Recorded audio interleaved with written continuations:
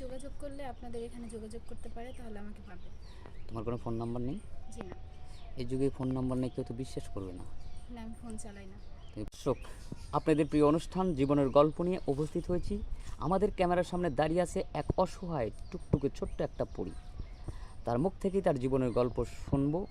আপু, আসসালামু আলাইকুম, কেমন আছেন? ওয়ালাইকুম আসসালাম। জি আলহামদুলিল্লাহ, ভালো আছি। আপু, আবার তোমাকে প্রশ্ন করব, তোমার নাম কি? আমার নাম লাবণ্য। লাবণ্য। জি। তোমার পরিবারে কে কে আছে? পরিবারে আমরা 3 ভাই বোন আর আমার মা। 3 ভাই বোন। আচ্ছা, এই 3 ভাই বোনের মধ্যে তোমাদের পরিবারটা কার উপর নির্ভরশীল? জি, সম্পূর্ণ আমার উপর। সম্পূর্ণ তোমার উপর নির্ভরশীল। জি। মানে তুমি ফ্যামিলিটা চালাও। হ্যাঁ, ফ্যামিলি আমার উপর চলে। আমি বড়। তুমি কি করো? আমি জব করতাম, এখন জবটা ছেড়ে দিছি আপাতত। আচ্ছা, এখন যেহেতু জবটা ছেড়ে দিয়েছো, মানে এখন বেকারি, এখন তো বেকার। এখন পরিবারটা কার উপর চলে? এখন আম্মুর উপরে চলতেছে। এখন তোমার আম্মুর উপরে চলতেছে। তোমার আম্মু কি করে? আম্মু দর্জি। তোমার আম্মু দর্জি, মানে সেলাই মেশিন চালায়। জি, সেলাই মেশিন চালাই। তোমাদের পরিবারটা এখন চালাচ্ছে। যাই হোক, আমাদের ক্যামেরার সামনে আসার মূল কারণ কি? কোনো চাকরির জন্য না সাহায্য সহযোগিতার জন্য? না, সাহায্য সহযোগিতার জন্য না, চাকরির জন্য। চাকরির জন্য, কিন্তু আমাদের এখানে তো চাকরি দেওয়া হয় না। আমরা হয়তো তোমার ভিডিওটা করছি, ভিডিওটা করার পর যখন পাবলিক করব, তখন দেশ বিদেশ তোমাকে দেখবে। জি। দেখার পর হয়তো কেউ সাহায্য সহায়তা করতে পারে, অথবা তোমাকে কেউ বিয়ের প্রস্তাব দিতে পারে। তো আমাদের এখানে বেশিরভাগই মেয়েরা বিয়ের জন্য আসে। তুমি চাকরির জন্য আসলে এখন কি করা যায় বলো তো?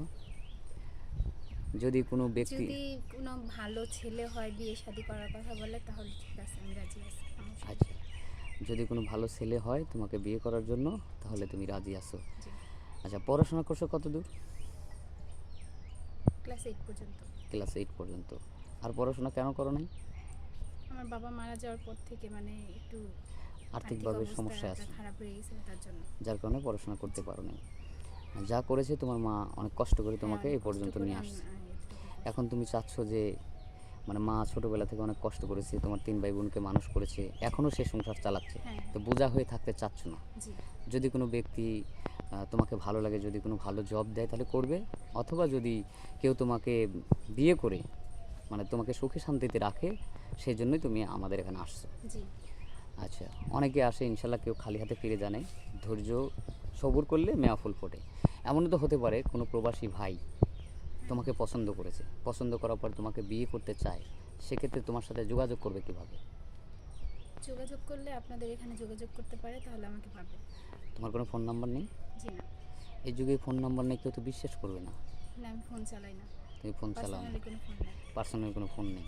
মানে আসলে 3 বেলা তোমরা ঠিক মতো খেতেই পারো না, হ্যাঁ, ফোন কিনবে সেখানে কিভাবে? ফোন কিনবো কি করে? মানে ফোন কিনা, একটা ফোন কেনার চেয়ে কয়েক কেজি চাউল বা তরি তরকারি হলে তোমাদের জি। জন্য সবচেয়ে ভালো হয়। হ্যাঁ, হ্যাঁ।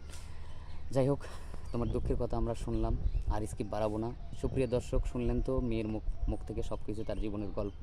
আসলে 2-1 মিনিটের জীবনের গল্প তো শেষ করা সম্ভব না। জি না। মানে তাদের সংসার এমনভাবে চলতেছে যে ফোন তো দূরের কথা, যদি 3 বেলা ঠিকমতো খাইতে পারে তাই তারা হ্যাপি।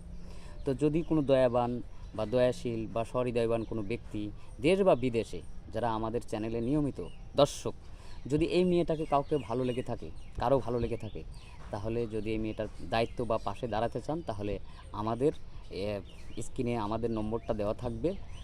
কেউ ভিডিও কল, অযথা ভিডিও কল দিবেন না, অডিও কল দিবেন। ভিডিও কল দিলে ব্লক মারতে বাধ্য হব। সেই সাথে সুস্থ থাকবেন, ভালো থাকবেন। আল্লাহ হাফিজ।